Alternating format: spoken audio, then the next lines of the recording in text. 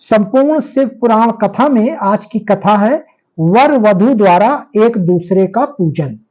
ब्रह्मा जी बोले, हे नारद, गिरिराज हिमालय ने उत्साह पूर्वक वेद मंत्रों द्वारा पार्वती और शिव जी को उप स्नान करवाया। तत्पश्चात वैदिक और लौकिक आचार रीति का पालन करते हुए भगवान शिव द्वारा लाए गए वस्त्रों एवं आभूषणों से गिरजानंदिनी देवी पार्वती को सजाया गया। पार्वती की सखियों और वहां उपस्थित ब्राह्मण पत्नियों ने पार्वती को उन सुंदर वस्त्रों एवं सुंदर रत्न जड़ित आभूषणों से अलंकृत किया। श्रृंगार करने के उपरांत तीनों लोकों की जननी महाशैल पुत्री देवी शिवा अपने हृदय में महादेव जी का ही ध्यान कर रही थी।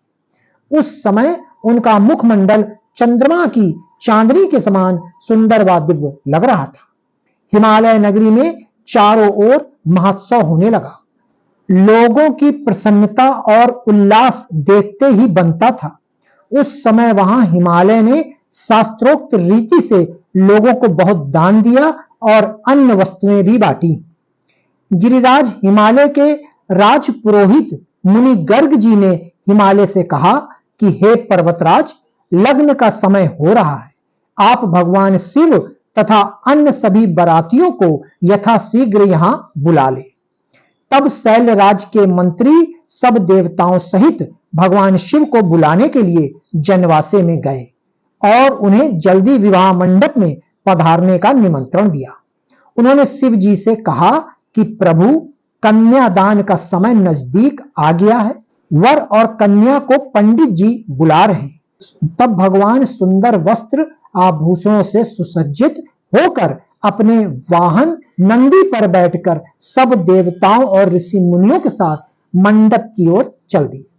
साथ में उनके गण भी अपने स्वामी भगवान शिव की जय जयकार करते हुए नाचते गाते चलने लगे। शिव जी के मस्तक पर छत्र था और चारों ओर चंवर धुलाया जा रहा था। महान उत्सव हो रहा था। शंख, भेरी, पटहा, अनाक, गौमुख बाजे बज रहे थे। अप्सराएं नृत्य कर रही थीं। चारों दिशाओं से देवगण उन पर पुष्पों की वर्षा कर रहे थे। इस प्रकार महादेव जी सुशोभित होकर यज्ञ के मंडप पर पहुंचे। मंडप के द्वार पर उनकी प्रतीक्षा कर रहे पर्वतों ने आदर पूर्वक उन्हें नंदी पर से उतारा और भीतर ले गए। शैलराज हिमालय ने भक्ति पूर्वक उन्हें नमस्कार किया और विधि विधान के अनुसार उनकी आरती उतारी।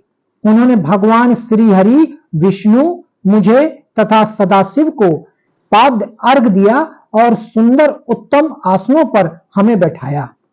तत्पश्चात शैलराज प्रिय देवी मैना ब्राह्मण स्त्रियों व पुरवासिनों के साथ वहां पधारी। उन्होंने अपने दामाद भगवान शिव की आरती उतारी और उनका मधुपर्क से पूजन किया तथा सारे मंगलमय कार्य संपन्न किए।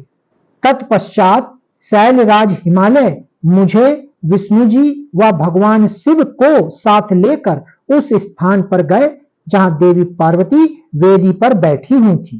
तब वहां बैठे सभी ऋषि मुनि, समस्त देवता व अन्य शिवगण उत्सुकता से शिव पार्वती के लग्न की प्रतीक्षा करने लगे। हिमालय के कुलगुरु श्री गर्ग जी ने पार्वती जी की अंजलि में चावल भरकर शिव जी के ऊपर अक्षत डाले।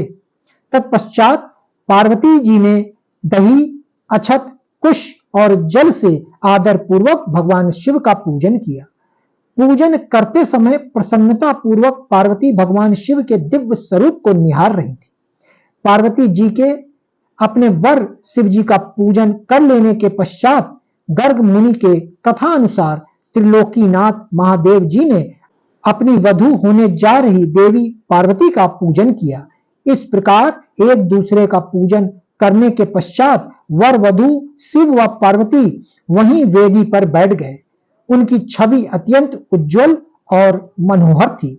दोनों वहां बहुत शोभा पा रहे थे। तब लक्ष्मी आदि सभी देवताओं ने उनकी आरती उतारी। भक्तों, आगे की कथा श्री रुद्र संहिता तिथि खंड का 48वां अध्याय अवश्य सुने। ओम नमः शिवाय।